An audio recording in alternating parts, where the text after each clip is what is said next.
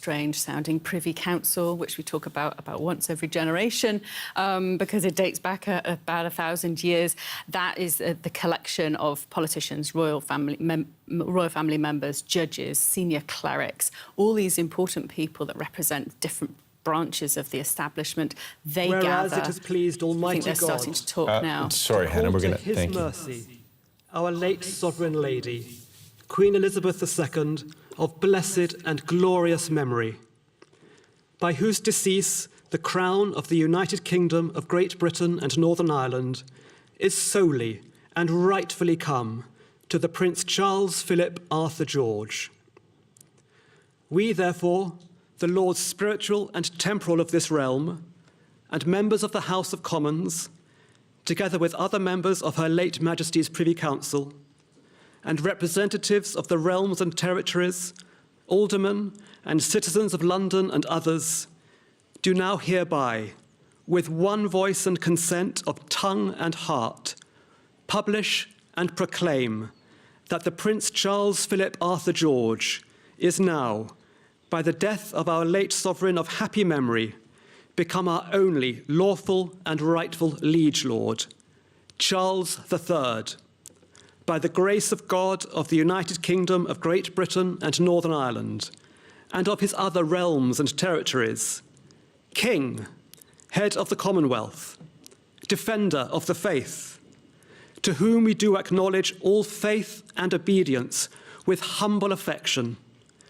beseeching God, by whom kings and queens do reign, to bless his majesty with long and happy years to reign over us. God save the King. God save the King.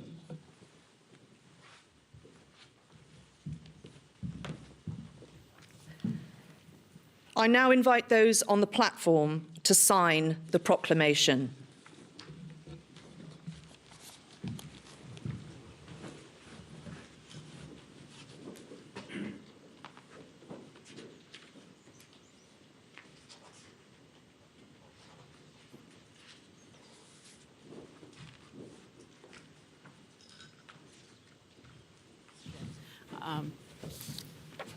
So that was Prince William. He's just signed this proclamation. We now see the Queen Consort, that's Camilla, Queen Camilla. She's signing this proclamation. There are a bunch of people on that platform, high-ranking people within the British political establishment who are now going to put their names. You see behind Camilla, that's Liz Truss, the new Prime Minister. They're going to put their names on this proclamation. It's like the official signing of something that happened actually the moment that Queen Elizabeth II died.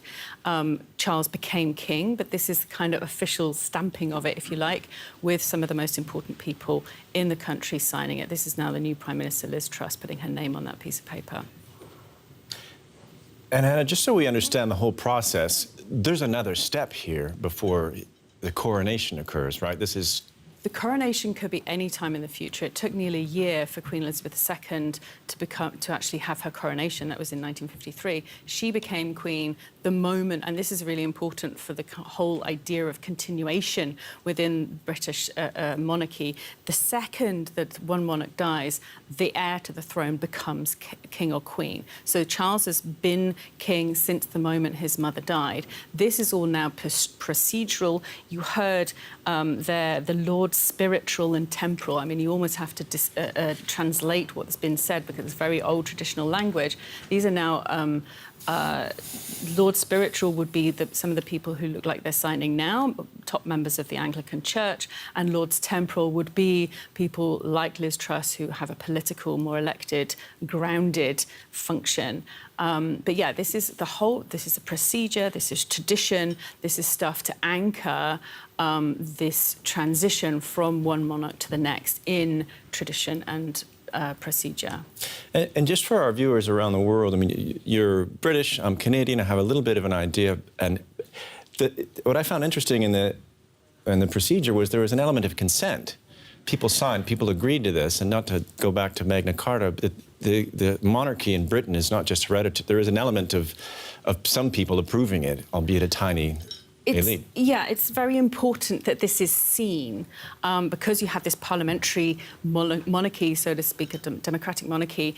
This is part of that procedure. This is very important that people see now that you've got elected politicians putting their names to the idea of Charles being king. And am I right in thinking this is televised for the first time? The last time was 7 years ago. Apparently so. 70 years ago, I don't think you would have been able to do it, and it certainly would have been held behind closed doors because it was held to be so special. And this is part of the opening up of the monarchy, of these very weird traditions where we're going to have to learn all these new terms. Council. 1. Just listen in. Ordering the proclamation to be printed and published in specialist supplements in the London, Edinburgh and Belfast Gazettes. 2. Directing the Lord Chancellor to affix the Great Seal to the proclamation proclaiming His Majesty King Charles III. 3. Directing the kings, heralds and pursuivants of arms to attend at the Court of St. James to proclaim His Majesty King Charles III. 4. Directing the Lord Mayor, the Court of Aldermen and Commons of London to attend at the Royal Exchange to proclaim His Majesty King Charles III. 5. Directing His Majesty's Secretary of State for Defence to give directions for the firing of guns at Hyde Park as soon as His Majesty is proclaimed. 6. Directing the Constable of His Majesty's Tower of London to give directions for the firing of guns at the Tower of London as soon as His Majesty is proclaimed. 7. Directing His Majesty's Secretary of State for Scotland to cause the proclamation for proclaiming His Majesty King Charles III to be published in Scotland. 8. Directing the Clerk of the Council to issue circular letters for causing His Majesty King Charles III to be proclaimed are hereby approved, and that concludes the business for this part of the Council. I now invite the deputation party to accompany me to wait on the King in the Council chamber.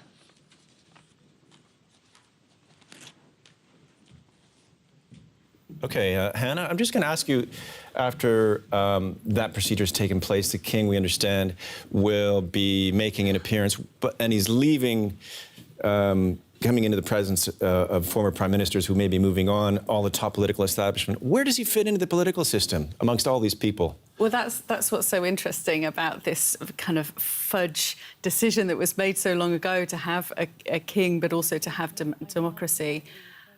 It sounds like some people are leaving. As you see, this is the political establishment there. You see 6 former prime ministers there. I just spotted John Major as well. You've got John Major, Theresa May, David Cameron.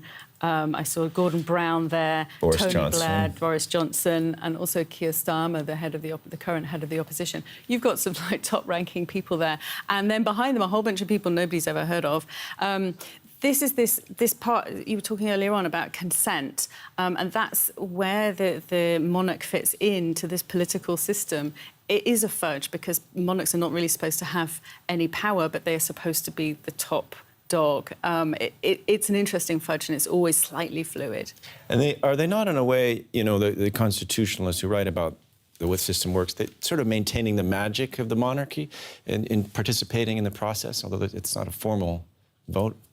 Yeah, well, yeah. I mean, there's no vote. There's no voting going on. This is something that has happened. People who believe would say by the grace of God. One monarch's died, the next monarch's become that monarch. So this is the people on earth then kind of putting their names to a bit of paper saying, yeah, OK, we can take this. This is acceptable to us. But, you know, you heard in some of the speaking earlier on that King Charles will be not only head of the Commonwealth, but defender founder of the faith and Yeah. will reign over all these people. I mean, this is some archaic language, and this is an archaic procedure that is slightly being dragged into the 20th or even into this century by the fact that you have televisation of it, by the fact that you have, most people in that room will have smartphones in their pockets, and yet they're taking part in a ceremony that dates back 1,000 years. It's Stunning. it's a great big kind of span of time and of progress, if you like. I know he's just stepped into the job and taken over the throne. What kind of challenges do you think Charles is going to face?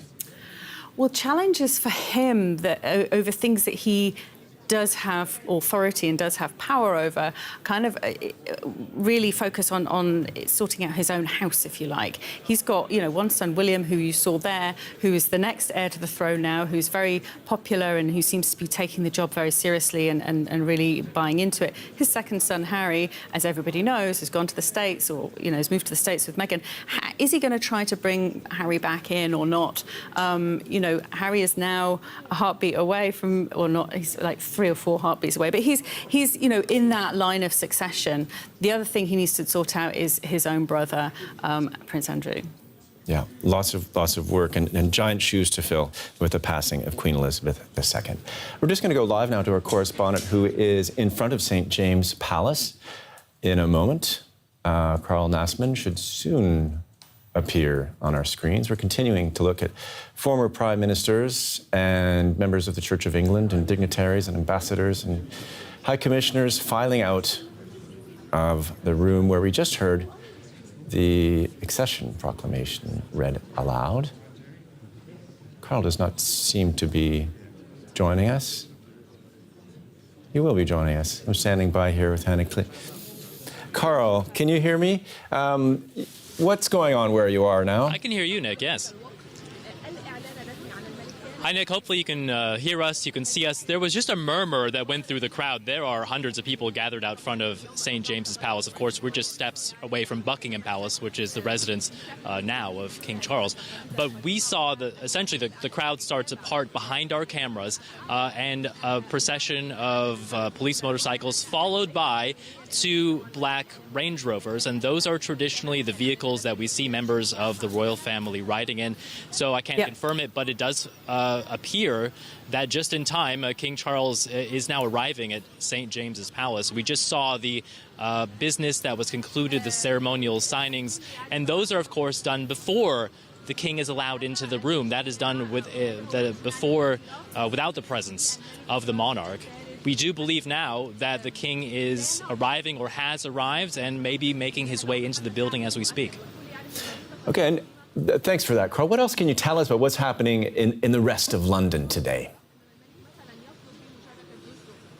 Well, this is the beginning of a large ceremonial day today. We'll expect, of course, King Charles to be entering St. James's Palace, where he will then take an oath and some declarations as well of loyalty.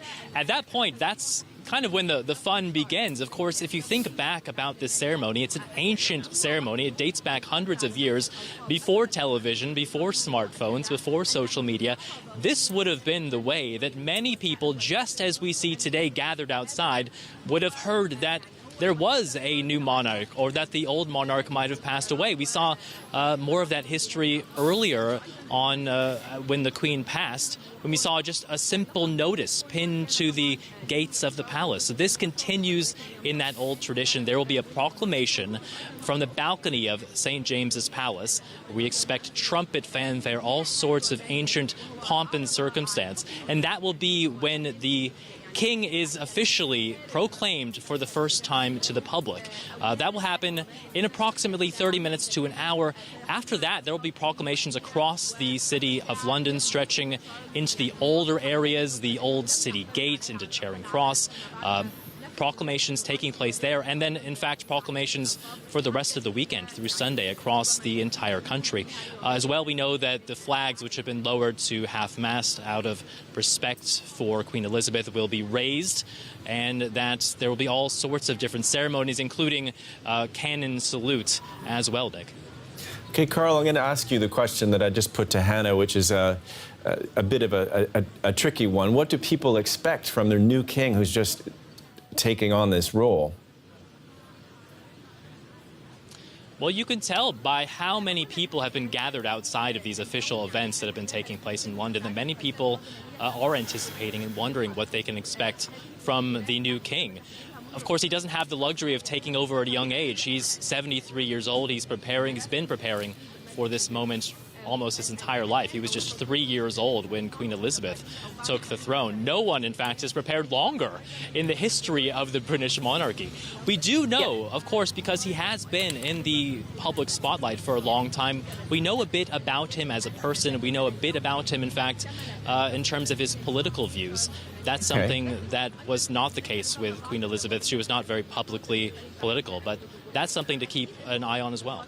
Okay, I would just like to continue that conversation with Hannah here in the studio about King Charles III and we're expecting him, I think, to appear on the pictures that we're seeing. His political ideas, what can we, any sort of, he's an environmentalist, what else do we know about his background in that long waiting time to become king? Well, he's been really quite a proactive prince in waiting. You know, everybody knows that he's very pro-organic farming. Everybody knows that he's kind of got traditional ideas about modern architecture, and he has some slightly out there views also about medicine and homeopathic medicine, that kind of thing. What's been interesting is not only that he's been open with some of his views, but actually he was very active and wrote letters. You saw Tony Blair in the pictures earlier on, to Tony Blair and to some of his ministers when they were in government. Prince Charles was writing letters to them, asking them to change policy on matters that he cared about. And it took a 10-year fight for some of the media to get those letters released.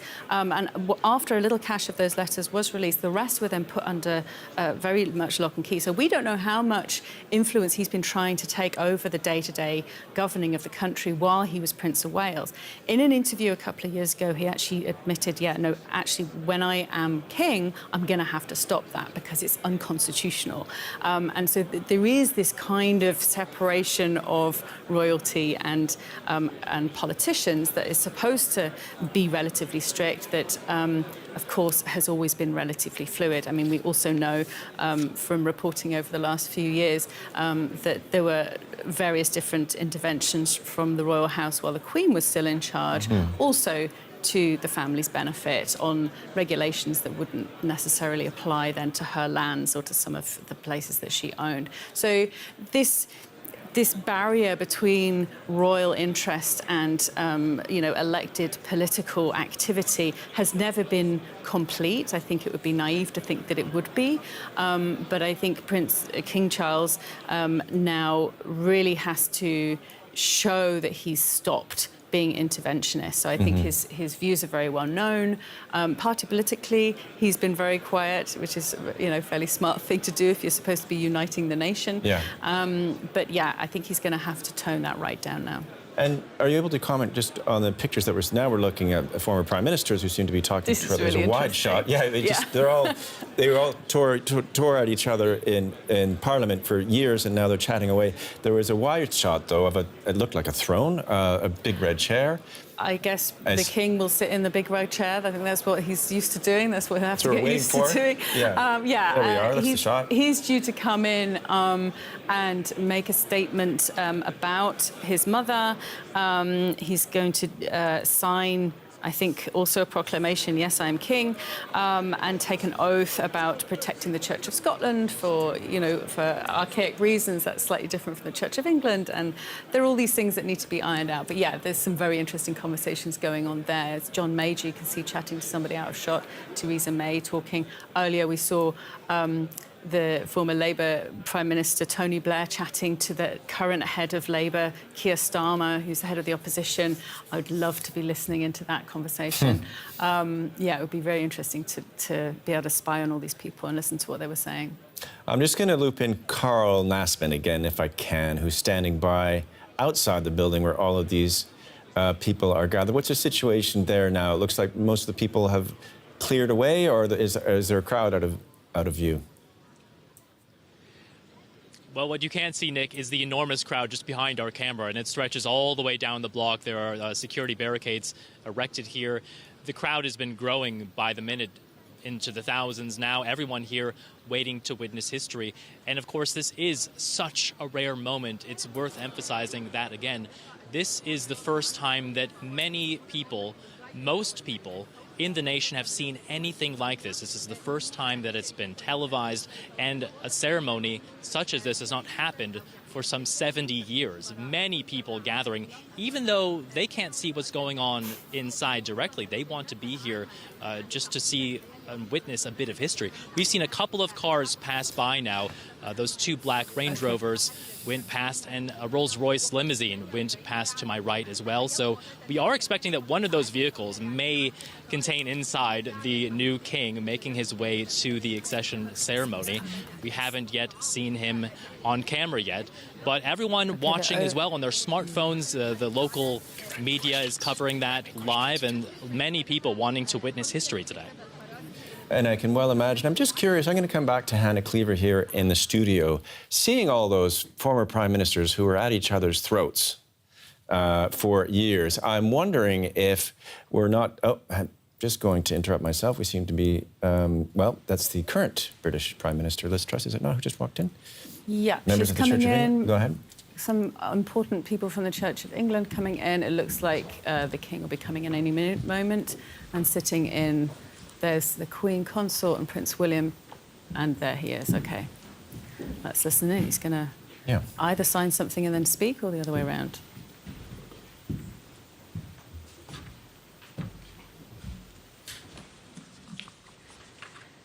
Business for part 2 of the Council. Your Majesty, to make your declaration.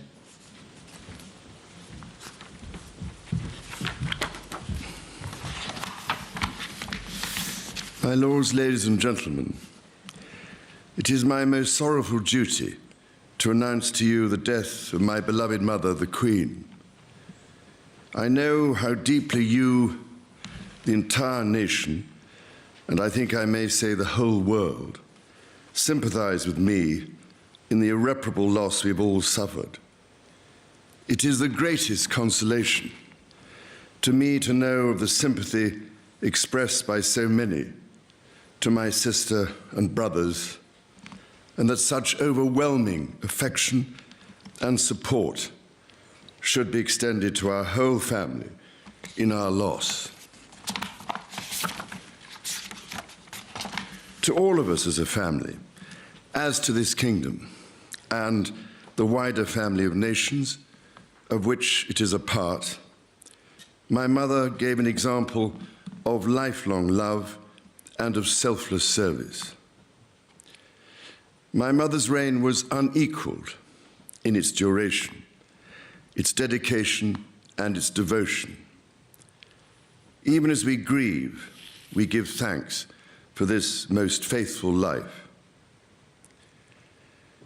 I am deeply aware of this great inheritance and of the duties and heavy responsibilities of sovereignty, which have now passed to me.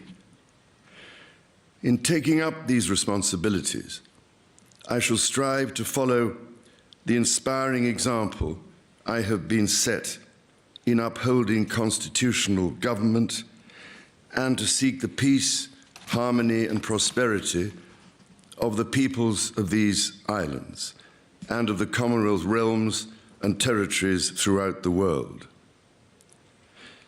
In this purpose, I know that I shall be upheld by the affection and loyalty of the peoples whose sovereign I have been called upon to be, and that in the discharge of these duties, I will be guided by the counsel of their elected parliaments. In all this, I am profoundly encouraged by the constant support of my beloved wife. I take this opportunity to confirm my willingness and intention to continue the tradition of surrendering the hereditary revenues, including the Crown Estate, to my government for the benefit of all, in return for the sovereign grant, which supports my official duties as head of state and head of nation. And in carrying out the heavy task that has been laid upon me, and to which I now dedicate what remains to me of my life, I pray for the guidance and help of Almighty God. I have with humble duty to crave your Majesty's permission for the publication of your gracious speech. Approved. Concerning the security of the Church of Scotland. I understand that the law requires that I should, at my accession to the Crown, take and subscribe the oath relating to the security of the Church of Scotland. I am ready to do so at this first opportunity.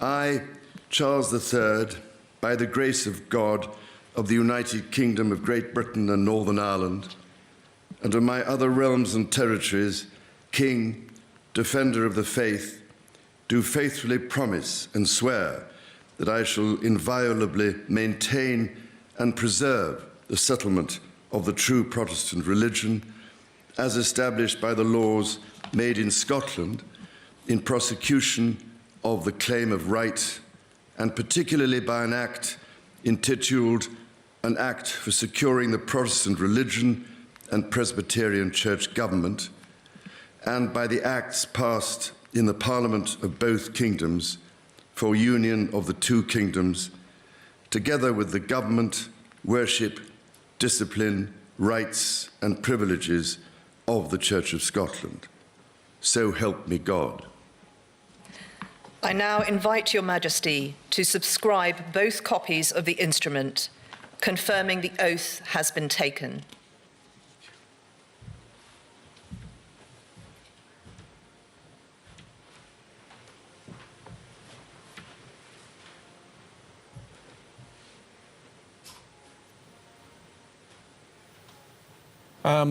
If you're just tuning in, you're watching live pictures of King Charles III being proclaimed king at an Accession Council, first in 70 years. And I'm in the studio with Hannah Cleaver, who has been following the events with me since they began. Hannah, what did you make of what King Charles III just said? Yeah, we've just seen a piece of history as in making history now, but also history as in you would learn about in your history books at school.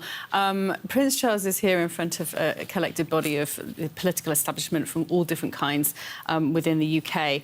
He had to announce the death of his mother, made a short speech. I now invite the witnesses to His Majesty's oath to sign both copies of the instrument.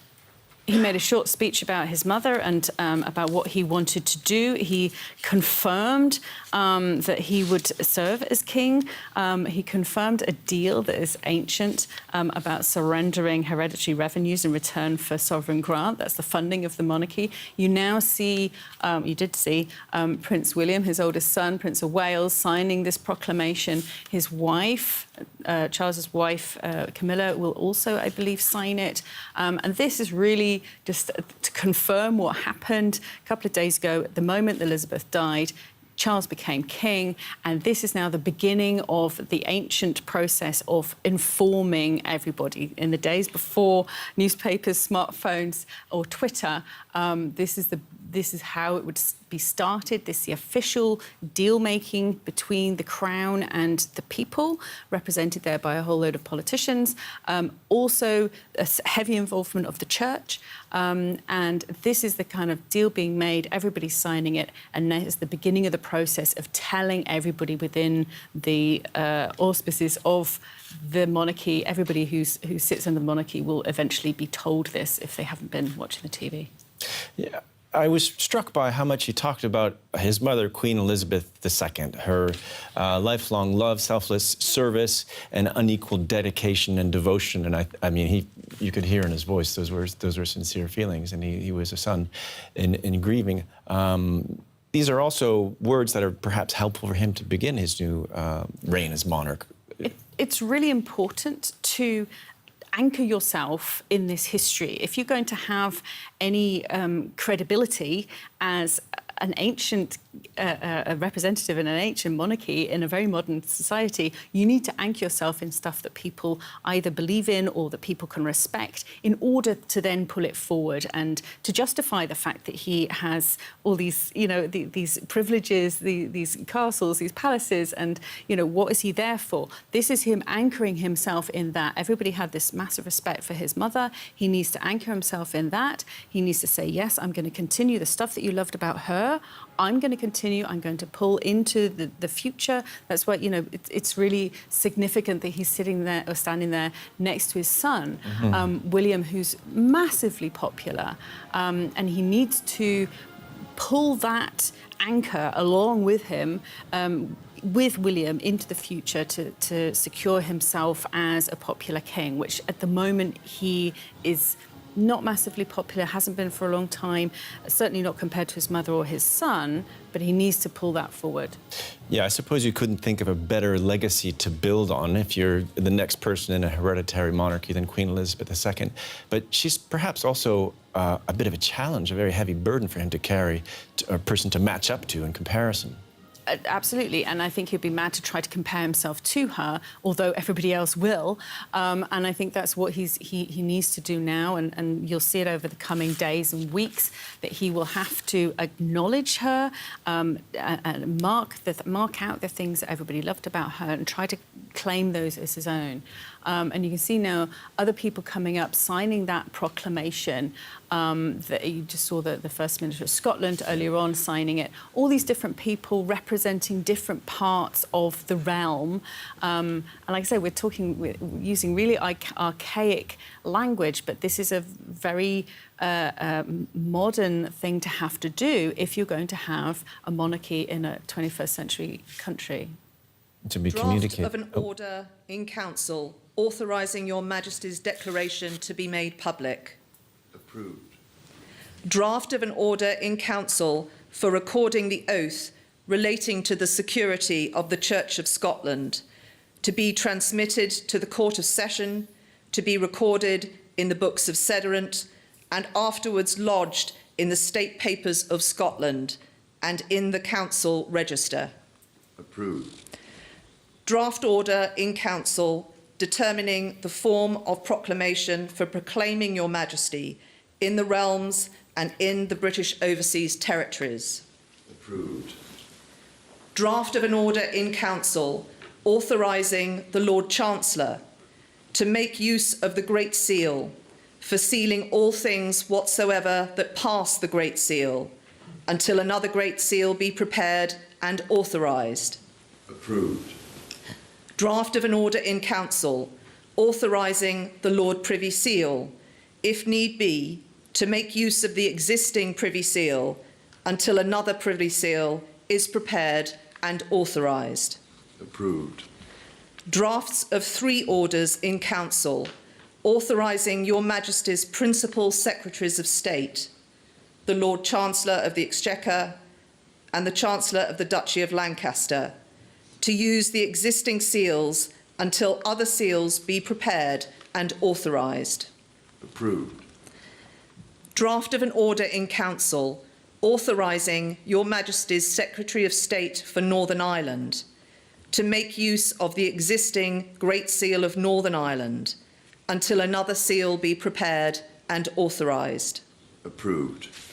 Draft of an order in council authorising Your Majesty's First Minister of Scotland to make use of the Great Seal of Scotland until another Great Seal of Scotland be prepared and authorised.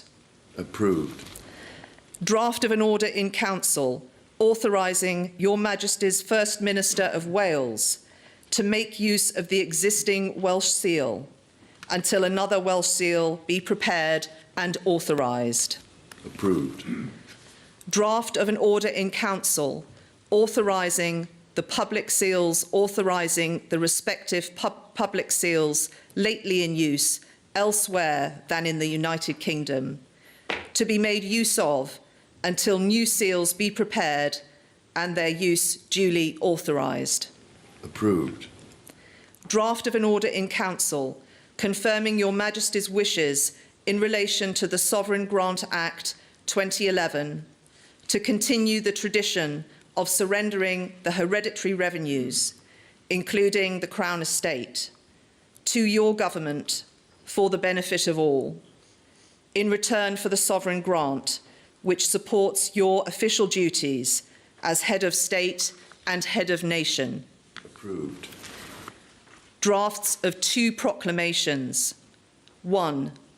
Appointing the day of Her late Majesty's state funeral as a bank holiday in England, Wales and Northern Ireland. 2. Appointing the day of Her late Majesty's state funeral as a bank holiday in Scotland. And of 2 orders in Council directing the Lord Chancellor to affix the Great Seal to the proclamations. Approved. I now invite Your Majesty to sign both proclamations. Published.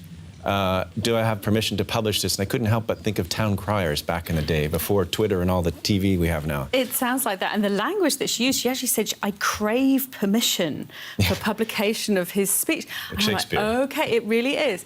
And this is the guts of the British Constitution kind of laid out on a table, if you like. And this is what has been going on behind closed doors forever.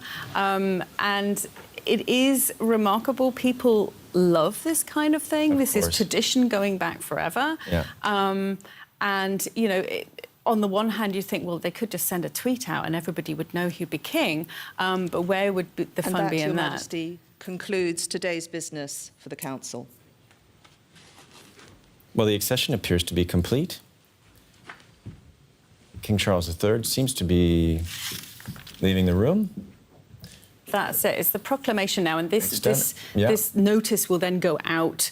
I think, as our correspondent. I want to go to Carl Nassman, who's standing outside the building there. Carl, I don't know if you can hear me. It's Nick and Hannah in the studio here in Berlin. Any reaction from the crowd there? What's going on where you are? Well, everyone here waiting with bated breath. It's gotten pretty quiet. A lot of people are following along on their phones. They're watching this historic moment live on television, just like we are. And there is a definite awareness that this is something that very few people have ever seen before. And you can also imagine what must be going on for King Charles. He has literally waited 7 decades for this moment. This is something that he must have been thinking about and perhaps running through his mind, even practicing up until this day. It's interesting as well because we've had such moments of sorrow, of mourning over the death of Queen Elizabeth here in the UK, and then these pockets of celebration of the new monarch, of the new king. This could be one of them. That's the atmosphere here. There's excitement in the air. There's people waiting to see if they might catch a glimpse of the king if he were to make his way outside. We saw those Range Rovers, which are often the vehicles that the royal family travels in, coming up to the gates here. So it's possible that he could be leaving that way. But we also saw that yesterday or the day before as King Charles met with those onlookers outside of the railing of Buckingham Palace, one even giving him a kiss on the cheek, which isn't exactly royal protocol. No. So these moments of celebration and of joy mixed in as well with a bit of sadness, of course, this week for the death of Queen Elizabeth. So do you think after the sadness and the shock of her passing, Charles is perhaps going to be able to bring back some of the magic to the monarchy, even at his advanced age?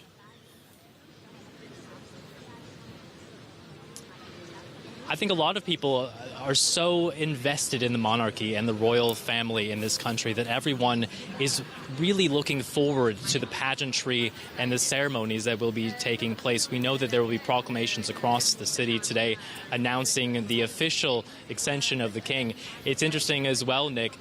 After this ceremony, there are so many ancient traditions involved, and it just shows you as well the link between the royal family and government in that constitutional monarchy, that there will be as soon as possible, which is what is declared by history. A meeting in the House of Commons. The MPs, the ministers, will be gathered, and they will then sign their own pledges and make their own oaths to the new king, because government cannot proceed with the old oaths that were taken to, of course, Queen Elizabeth. So there's all kinds of ceremony and pageantry happening today, a lot of it based upon times, as we keep mentioning, that we're before the invention of any sort of media besides being able to step out onto a balcony, blast your trumpets, and tell everyone there listening that, in fact, there is a new king.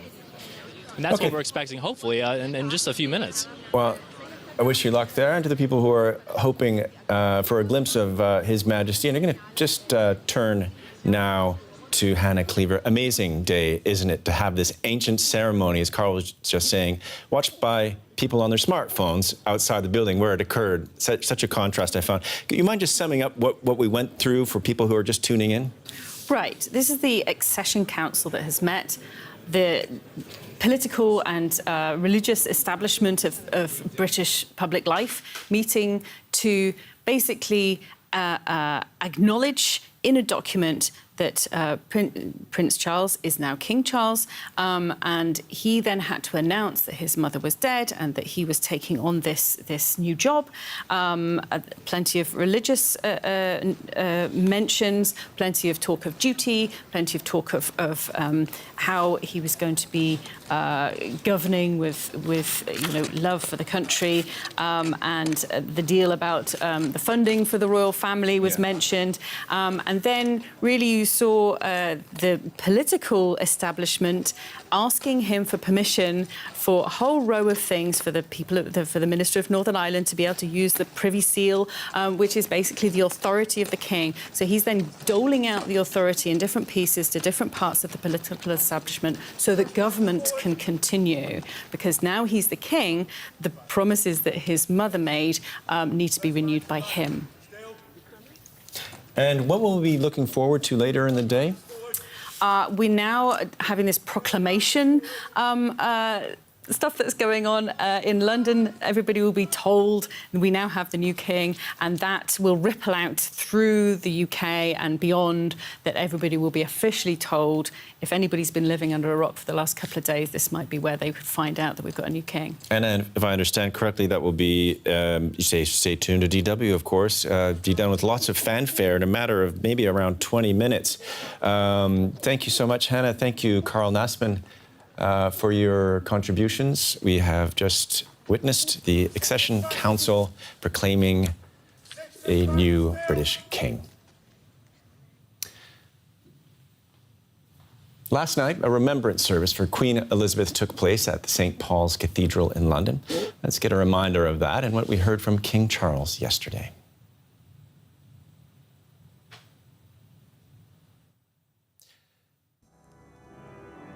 At St. Paul's Cathedral, mourners from all walks of life congregated to pay their respects to the UK's longest-serving monarch. Prime Minister Liz Truss and opposition leader Keir Starmer were among the attendees. Hundreds of others had queued up for tickets to the event to commemorate the Queen's life and her legacy. Earlier in the day, the now King Charles greeted well-wishers outside Buckingham Palace, where emotions were still raw. I'm feeling up and down, sad, joyful. I've been retired 10 years and I'm loving it. I'm sure it's very And it's a very precious place to come to. And the nation wants to be here. So there's a joint of sadness, but also celebration. King Charles and his wife Camilla made their way through the palace gates for the first time as king and queen consort. And Charles vowed to follow his mother's example as monarch. As the Queen herself did with such unswerving devotion, I too now solemnly pledge myself, throughout the remaining time God grants me, to uphold the constitutional principles at the heart of our nation. And wherever you may live in the United Kingdom, or in the realms and territories across the world. And whatever may be your background or beliefs, I shall endeavour to serve you with loyalty, respect, and love, as I have throughout my life. Many hope their new monarch will live up to his mother's image by keeping a steady hand at the helm as the UK navigates through turbulent times. And DW correspondents in India and Hong Kong have more on reactions from leaders there to the death of the Queen, who led the monarchy that once ruled over them. Queen Elizabeth came to the throne 5 years after India got independence from Britain in 1947. During her long reign, she made 3 visits to India. In the first one, in 1961, she talked about the hospitality and warmth of the Indians. She said she was inspired by the richness and diversity of India. But it was only in her final visit in 1997, when India was marking 50 years of independence, did she acknowledge India's colonial past. She talked about dark episodes in India's colonial history. She mentioned one massacre in particular in the city of Amritsar. That was a significant moment for India. She's been the head of state of 14 Commonwealth countries. India was not one of them. Yet there's deep respect and regard for the Queen. Indian Prime Minister Narendra Modi talked of her being a stalwart of our times. Other leaders have paid tribute to her wisdom and to her courage. A day of national mourning has been declared on the 11th of September as a mark of respect. For those who grew up with her as a constant in their lives, there's a sense of sorrow today. Hong Kong was ruled by the UK for over 150 years until 1997. The Queen and colonial rule are still fresh memories for people here. The Queen visited Hong Kong twice before handover. Local people gave her a nickname, the Boss Lady in Cantonese, showing a sense of special connection. And until today, we can still see her footprints in Hong Kong, like the coins with her face circulating here and the social facilities named after her. After her death, many people took to social media and consulate to mourn and pay respect. For many people, the Queen represents the good old times of Hong Kong, because Hong Kong has transformed from a small town to one of the most successful international cities during her reign. And Hong Kong people attribute the success to the social infrastructure built by the colonial government, like the public education, judiciary and financial system. And this kind of legacies has made the Queen a very special place in Hong Kong people's heart. And we'll have continuing coverage of King Charles's proclamation ceremony. But now let's take a look at some of the other stories making news around the world. Record blazes are burning out of control in Brazil's Amazon rainforest after farmers set fire to clear land. The resulting cloud of smoke has covered Rio Branco, a city of over 300,000. Scientists say 50,000 square kilometers of land are threatened by the fires. High school students in Chile have clashed with police in street protests demanding better facilities for public schools. Water cannons dispersed crowds after hooded demonstrators threw rocks and Molotov cocktails at the police. The country has seen a surge in civil protests after Chileans rejected a proposed new constitution. Ukraine's counterattack in the south and east of the country has put Russian forces on the defensive. Kyiv says it has liberated dozens of communities, but as its troops advance, they find new devastation and new evidence of Russian atrocities. Just 3 days ago, this village in the Kharkiv region was under Russian control. Now it's back in Ukrainian hands, but signs of its recent occupation are everywhere, including evidence of more potential Russian war crimes against civilians in the area, where heavy fighting took place early in the invasion. The investigators are working on the site and have inspected it and exhumed the bodies of 2 people. The people had gunshot wounds to the back of the head and their ears were cut off. The village is just one of dozens Kyiv says it's taken back within the last week. As of today, the armed forces of Ukraine have liberated and taken control of more than 30 settlements in the Kharkiv region. In some villages, security and safety checks are ongoing. We're gradually taking control of new settlements, Everywhere, we return the Ukrainian flag and safety to our people. Moscow has said little about Ukraine's seemingly rapid advances in the northeast. But its top official in the Kharkiv region admitted on Russian state TV on Friday that Kyiv had scored a significant victory. With Russia rushing reinforcements to the region, there's likely yet more fierce fighting ahead. I spoke to DW correspondent Nick Connolly in Kyiv a short while ago and asked what more he could tell us about the gains made by Ukrainian troops in the northeast. Well, indeed, in just the last hour, there have been reports in Ukrainian media that Ukrainian forces are now taking the strategic town of Kupiansk. It's not fully confirmed yet, but we have seen pictures on social media of Ukrainian troops, in front of the town hall there, and that is a long way away from the previous positions, from the previous towns that Ukraine had taken in recent days, dozens of kilometers. So it really does seem like Ukrainian forces are making very fast progress. This against a situation where in Donbass, Russia has been taking a couple of hundred meters at best every couple of days. So a real contrast there in a sense that the Ukrainians have caught the Russians off guard.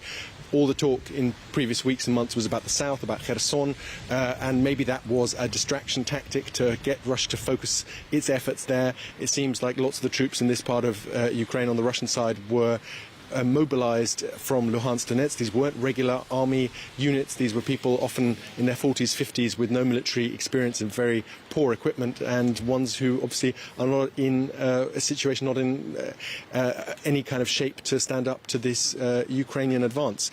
It is now seemingly the case that Ukraine is looking to encircle a large number of Russian troops near the city of Izium, and their retreat would be quite difficult given the geography, given some rivers in the way and bridges that are very vulnerable to attack. So a sense here in Ukraine that the army is on a roll and that there is the potential to take lots and lots of Russian prisoners of war.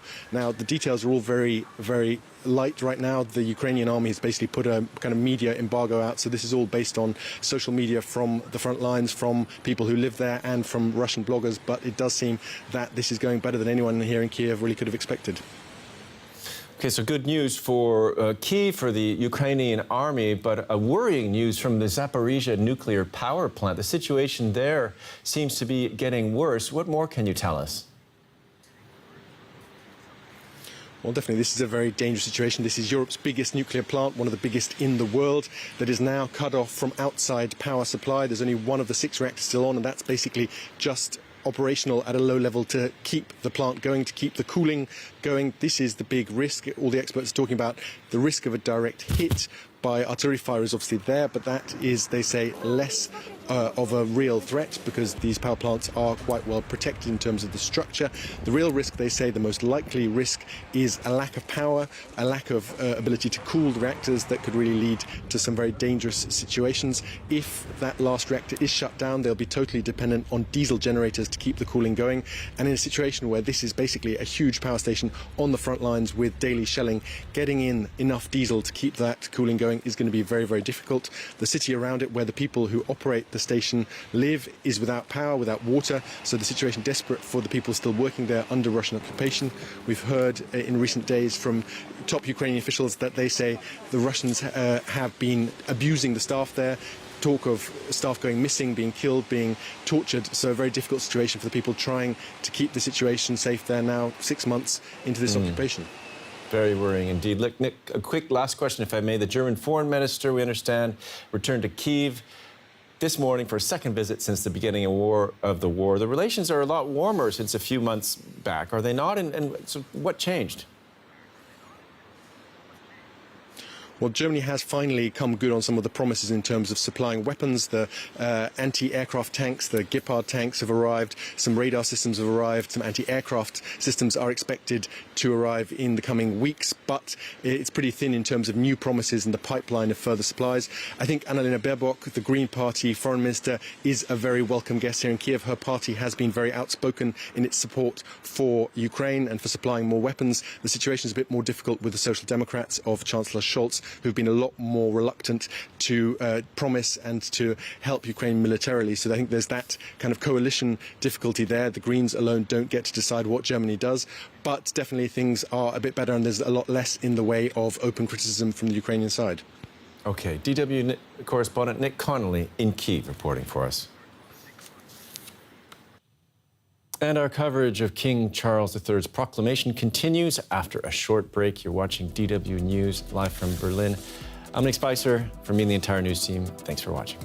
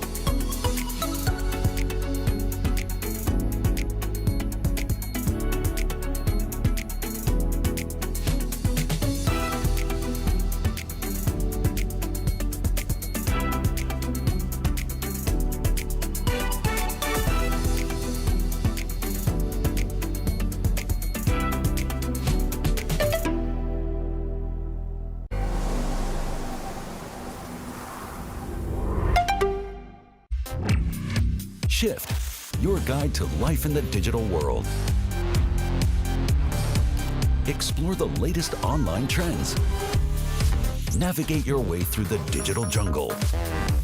Get a global perspective. We'll be your guide and show you what's possible. You decide what really matters to you.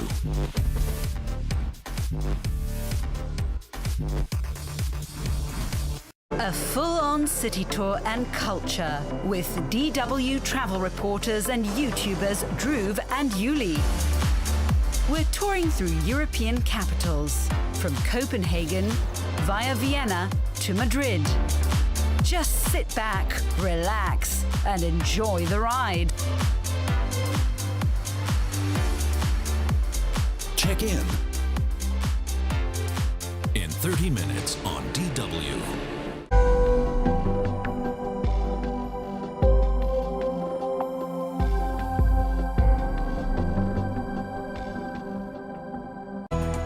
A vibrant habitat and a glistening place of longing. The Mediterranean Sea. Zineb El Masrar and Jafar Abdul Karim drift along, exploring modern lifestyles and the Mediterranean ease. Meeting people, hearing their dreams. A Mediterranean journey. This week on DW. When you work as an architect, you go all in or not at all. Women in architecture. Why are they so invisible to the larger public? We decided to ask them. What is the poetry, the secret of a house?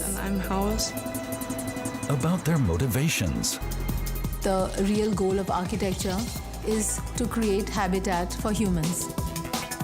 About their struggles and dreams. The responsibility is huge. They have so much to lose. Shattering the glass ceiling. Women in architecture. This has to be really, really good.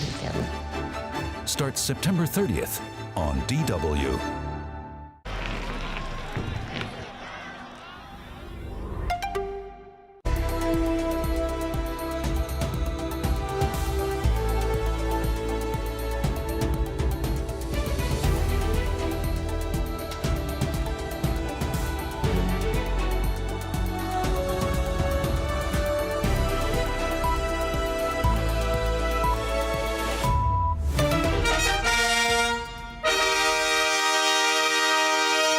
This is DW News live from Berlin. Whereas Britain's Charles III proclaimed king. You're seeing live pictures. Call to his mercy, our late sovereign lady, Queen Elizabeth II, of blessed and glorious memory, by whose decease the crown of the United Kingdom of Great Britain and Northern Ireland is solely and rightfully come to the Prince Charles Philip Arthur George. We, therefore, the Lords Spiritual and temporal of this realm, and members of the House of Commons, together with other members of Her late Majesty's Privy Council, and representatives of the realms and territories, aldermen and citizens of London and others, do now hereby, with one voice and consent of tongue and heart, publish and proclaim that the Prince Charles Philip Arthur George is now, by the death of our late sovereign of happy memory, become our only lawful and rightful liege lord, Charles III. By the grace of God, of the United Kingdom of Great Britain and Northern Ireland, and of his other realms and territories, King, head of the Commonwealth, defender of the faith, to whom we do acknowledge all faith and obedience with humble affection, beseeching God, by whom kings and queens do reign, to bless his majesty with long and happy years to reign over us. Given at St. James's Palace this 10th day of September in the year of our Lord, 2022.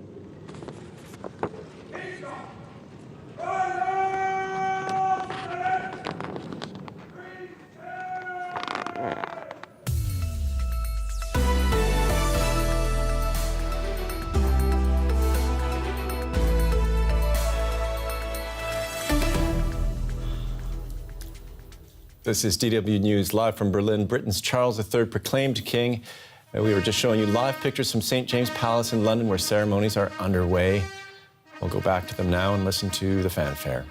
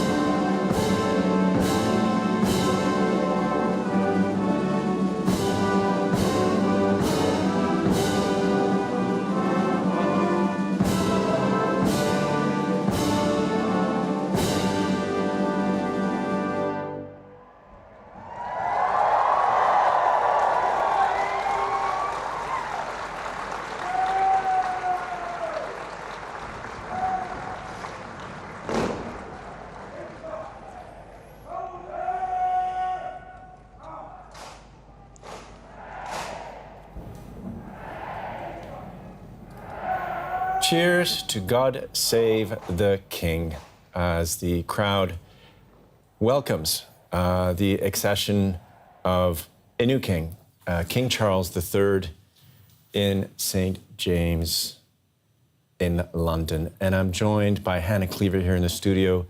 What did we just see there for our viewers who just tuned in and didn't start the show normally? We wanted to carry things live. It's amazing, isn't it? We've just...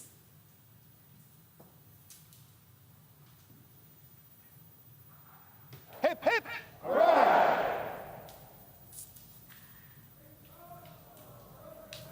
Okay, you can't interrupt a hip, hip, No, hurrah, can you? Well, please go on. We'll interrupt. Okay, I think they're going to put their hats back on now. Yeah, this is an amazing piece of very British pageantry. What we've seen is an official proclamation that King Charles III is the king, that Queen Elizabeth II has gone and that he has taken over her position.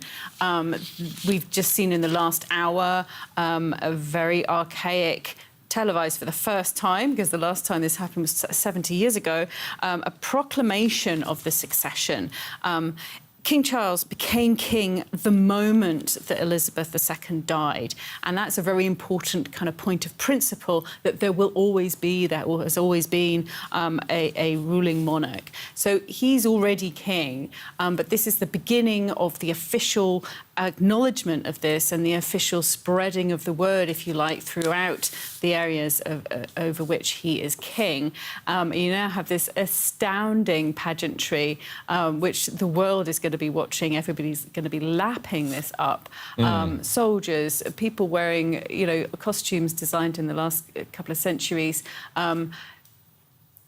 And I think we are able to speak with Carl, who's actually on the ground, We are right? going to, yeah. It's all part of Brand Britain. This is all what I think we all have in our minds when we think of the United Kingdom and its pomp and pageantry. Carl, how did people in this? You're standing outside the St. James Palace where this all occurred, with a crowd out of view. But you told us before there are thousands and thousands of people. How did they react to what just happened?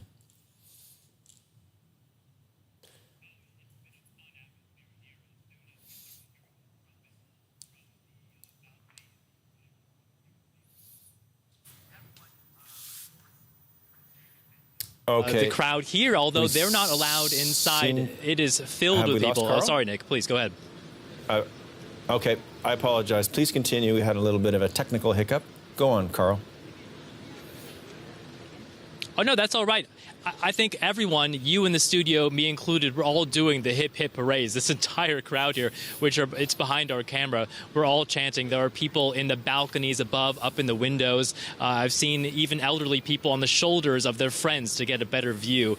A lot of people here also anticipating a moment when they might see somebody emerge from the gates just over my shoulder there. It could be the king himself. It could be the officials who will be bringing the proclamation across the City of London after this ceremony is finished. This is called the Principal Proclamation. That is the very first time that King Charles has been officially proclaimed or declared king. That proclamation will be then taken across the city. We know it will be heading towards Charing Cross. It will be at the Royal Exchange as well, the major spots in the old city of London. And that follows on with this tradition that we've been talking about, this very long tradition that goes back into the ages before broadcast, before social media, before smartphones, when the only way that the people of the country would know that there has been a new monarch declared would be with trumpets and with people shouting and saying, we have just proclaimed a new king. It looks like we have some vehicles coming out now. I don't believe that there's anyone of importance there, but everyone is, anytime a vehicle passes by, they're looking, they're trying to see through the windows. There's a lot of anticipation here, Nick, outside, just steps outside of where this has been taking place. And even though folks here obviously can't see what's happening inside, they just wanted to be here. They wanted to come here. There have been so many interesting moments just this week since the passing of the Queen. Many of them have been somber. Many of them have been filled with sadness and remembrance. But this one today especially has that air and that feeling. We're just going to interrupt you for a moment as the cannon are firing to mark the occasion. Hyde Park in London.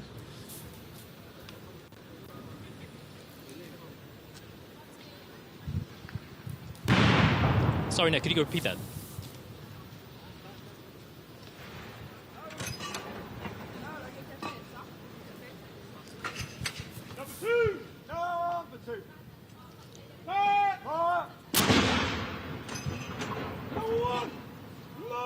It's like on the banks of the Thames River.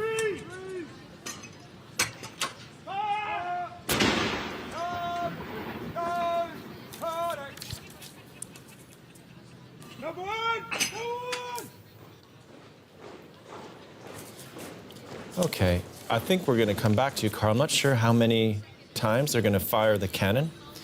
The situation where you are, people, as you said, old people. I love that image of putting, you know, an elderly person on your shoulder so that they could see what was going on, and just the excitement of the people. I guess the feeling is they want to be a part of history as a new king takes over the throne. I'm not sure Carl can still hear me.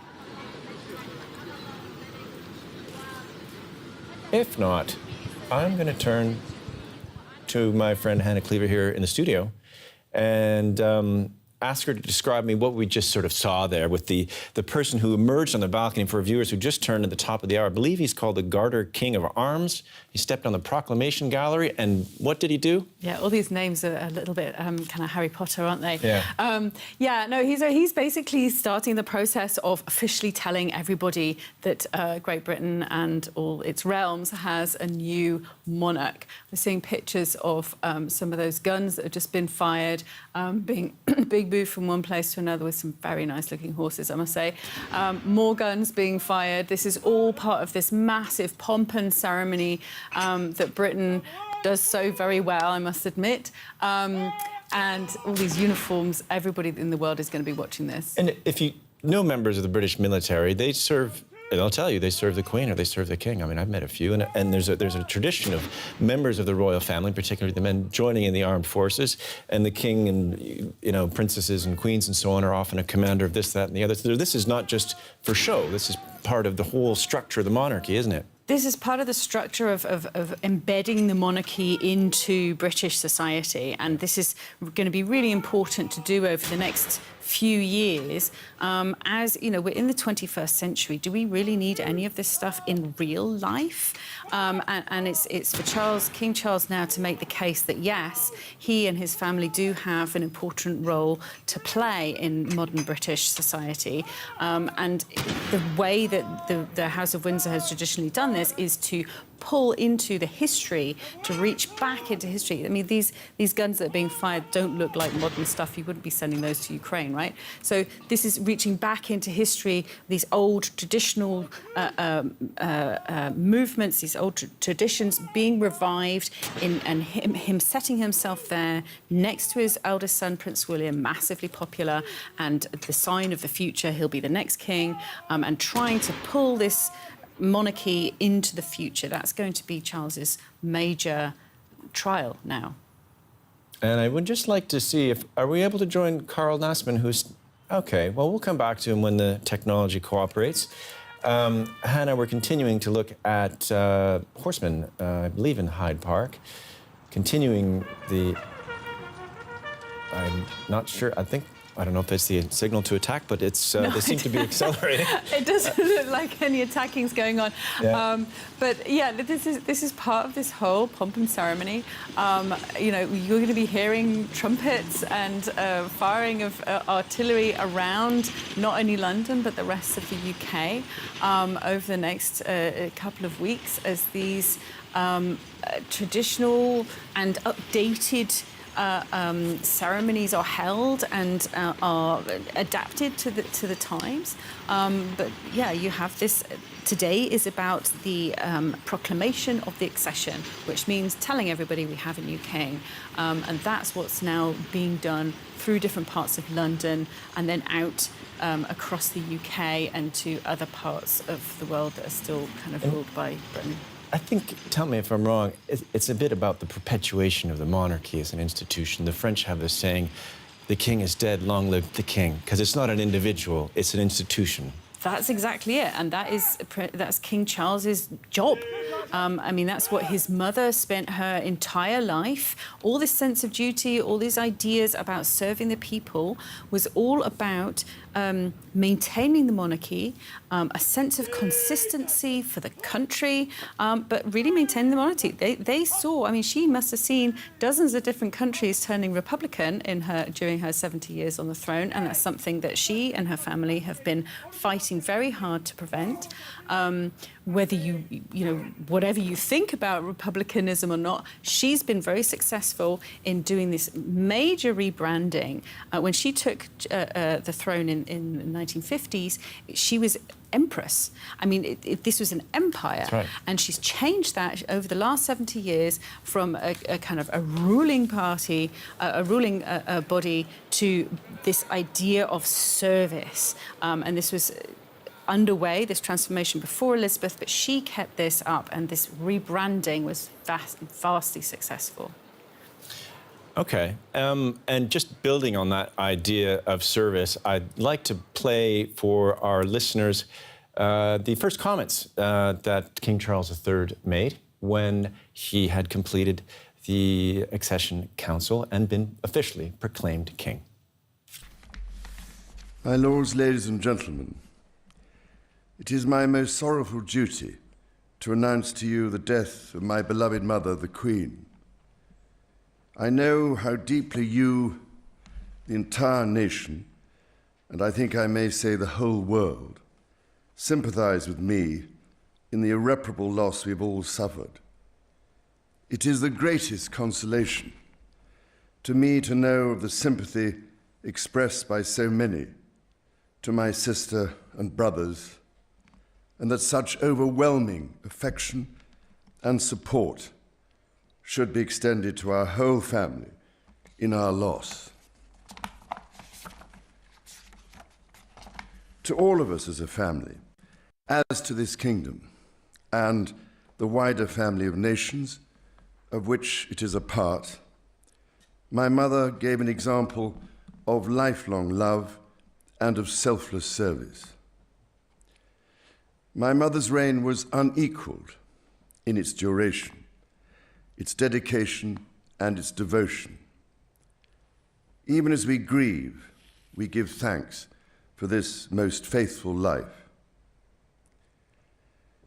I am deeply aware of this great inheritance and of the duties and heavy responsibilities of sovereignty, which have now passed to me. In taking up these responsibilities, I shall strive to follow the inspiring example I have been set in upholding constitutional government and to seek the peace, harmony, and prosperity of the peoples of these islands and of the Commonwealth realms and territories throughout the world. In this purpose, I know that I shall be upheld by the affection and loyalty of the peoples whose sovereign I have been called upon to be, and that in the discharge of these duties, I will be guided by the counsel of their elected parliaments. In all this, I am profoundly encouraged by the constant support of my beloved wife. I take this opportunity to confirm my willingness and intention to continue the tradition of surrendering the hereditary revenues, including the Crown Estate, to my government for the benefit of all, in return for the sovereign grant, which supports my official duties as head of state and head of nation.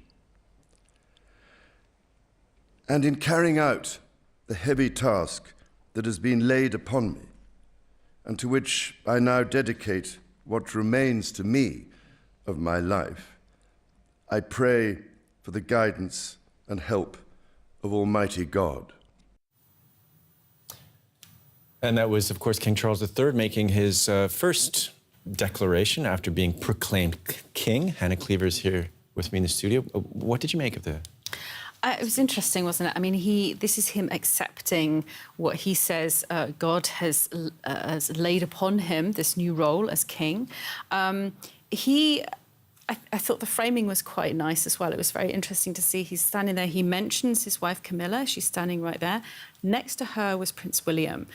He didn't talk about Prince William, but Prince William is there. And Prince William has been massively visible all the way through this and will be over the next couple of weeks. I'm absolutely convinced. He's the future of the monarchy. If we were talking earlier on about, continuing the monarchy and securing the future for the monarchy, that man is it. He and his family. And Prince Charles, King Charles, in many ways, is really the transitional king, even though he says he'll rule for the rest of his life.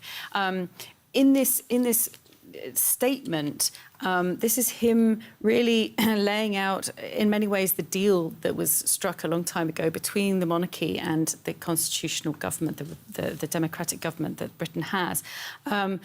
He talks about he's aware of this great inheritance, the duties, the responsibilities. He's going to follow his mother in this. And then he very specifically mentions the constitutional government. Right. He also later on talks about how he will be guided by the council of elected politicians of the people he rules over. So he's he's not really going to be ruling. And, you know, this is important. This will be mentioned over and over again as we go through towards his coronation, which will be happening at an unknown date in the future. This has to be restated. We have this monarchy, but we have a democratic, to a certain extent, democratic government in the UK, and this is still, and this is not often shown, and what we've seen today is this acknowledgement of the new king, and again, laying out the different centres of power within and between the two different parts of the British Constitution. Okay. Thanks, Hannah. Last night, a remembrance service for Queen Elizabeth took place in St. Paul's Cathedral in London. Let's get a reminder of that and of what we heard from King Charles yesterday.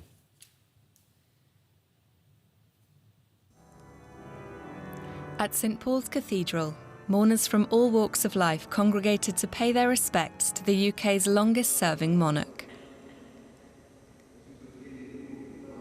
Prime Minister Liz Truss and opposition leader Keir Starmer were among the attendees.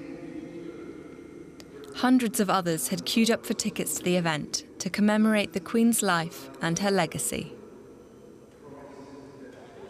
Earlier in the day, the now King Charles greeted well-wishers outside Buckingham Palace, where emotions were still raw.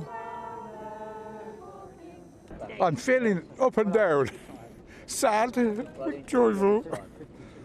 I've been retired 10 years and I'm loving it. I'm sure it's very And it's a very precious place to come to. And the nation wants to be here. So there's a joint of sadness but also celebration. King Charles and his wife Camilla made their way through the palace gates for the first time as king and queen consort. And Charles vowed to follow his mother's example as monarch. As the Queen herself did with such unswerving devotion, I too now solemnly pledge myself, throughout the remaining time God grants me, to uphold the constitutional principles at the heart of our nation. And wherever you may live in the United Kingdom, or in the realms and territories across the world, and whatever may be your background or beliefs, I shall endeavour to serve you with loyalty, respect, and love, as I have throughout my life. Many hope their new monarch will live up to his mother's image by keeping a steady hand at the helm as the UK navigates through turbulent times. And I'm joined again by Hannah Cleaver here in the studio. And I just want to come back to the comments you were making earlier after we heard King Charles III make a statement, a 3.5-minute speech after he was proclaimed king.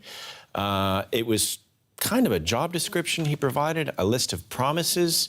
I think perhaps, tell me if I'm wrong, just to remind his subjects what he's there for, as well as the people in the Commonwealth.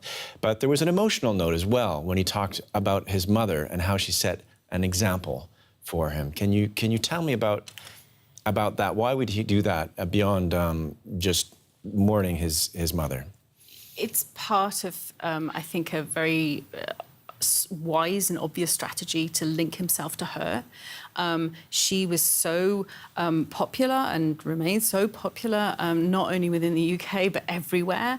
He would be crazy not to anchor himself with her and see if he can take some of that popularity and take some of that sense of service and all those things that people always attribute to her into the beginning of his reign.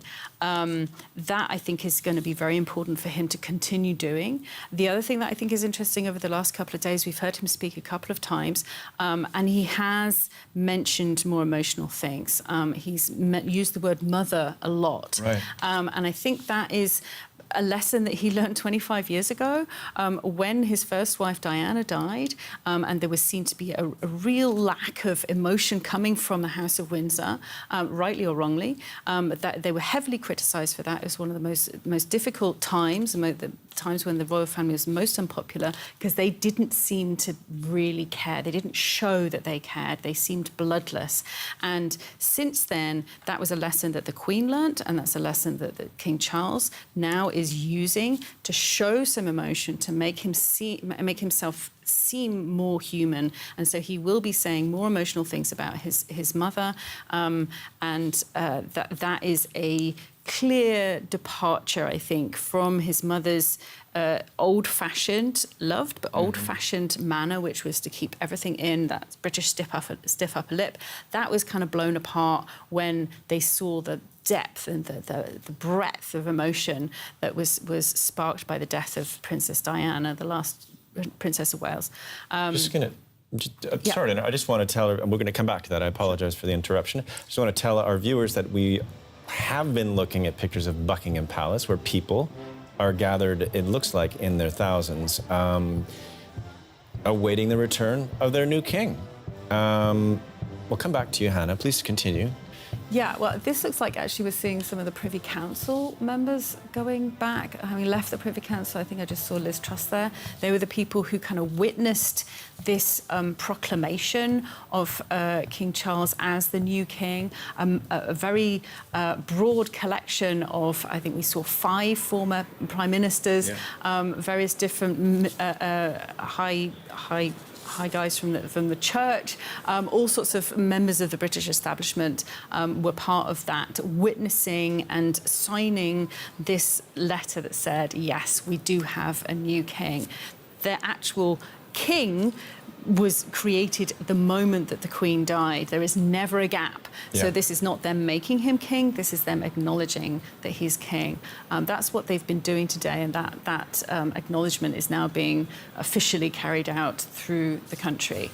We were just talking, I think, about the sort of modernization, the emotional modernization of the monarchy under Charles, which was set off, as you were saying, when Princess Diana died in that tunnel in Paris 25 years ago. The royal family was seen as insensitive, not reacting, the Queen in particular, and there was a sudden opening up.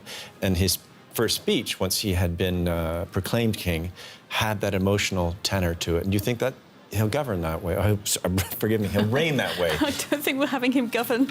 I think this is going to be part of his image. I think that has to be part of his image. He's really going to have to be looking forward. He's going to be working hand in hand with his oldest son, William, and that's the way they're going to go. It's going to be a more modern monarchy. Okay, thanks so much for that insight, Hannah Cleaver, who's been covering the proclamation of King Charles III for us. Last time this happened was more than 70 years ago. We're just going to give you a reminder of the top story we're following for you. Britain's Charles III has been proclaimed king in an official ceremony at St. James' Palace. He automatically became king when his mother, Queen Elizabeth II, died on Thursday, but the accession ceremony is a key constitutional and ceremonial step. Coming up next, Check-In follows a social media celebrity as he tours the capitals of Europe. That's after the break. From me, Hannah Cleaver, and the entire news team here. Thanks for watching.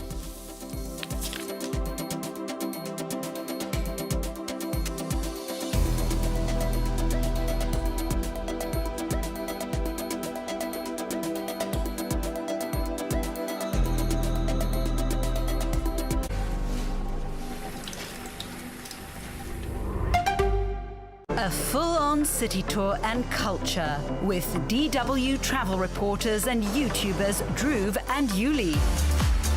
We're touring through European capitals, from Copenhagen via Vienna to Madrid. Just sit back, relax, and enjoy the ride.